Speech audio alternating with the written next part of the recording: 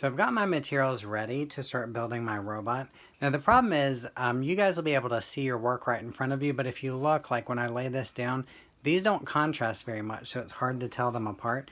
What I'm going to do is I'm going to just put some color on this background so you guys can see a little better while I'm working in the video. This is not something you need to worry about doing, but I'm just explaining why I'm doing that. Now you can see it when I set it down on there.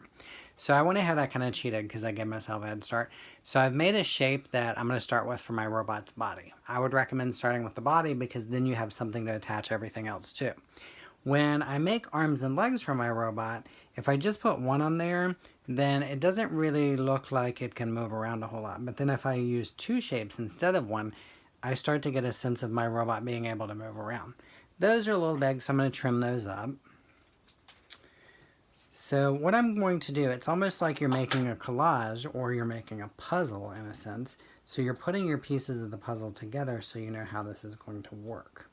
So I think I need to do more shapes for the rest of the arms and legs.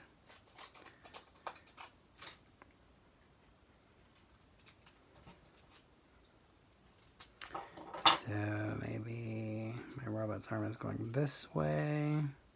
And I need to start thinking about some sort of a head. So I have lots of pieces left over from the other parts that I'm making.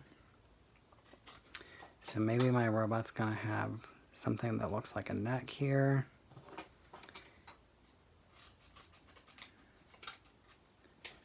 Then I'm going to create a shape for the head. So kind of like this, but I'm going to get rid of the corners on the bottom. So what you're going to do is you're going to be putting together the parts of your robot.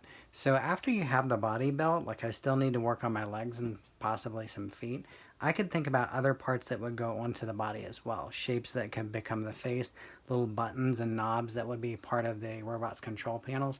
So those are things you should work on as well. You'll also need to go ahead and glue those down. So when you're ready, once you've started working, you can go on to the next video clip.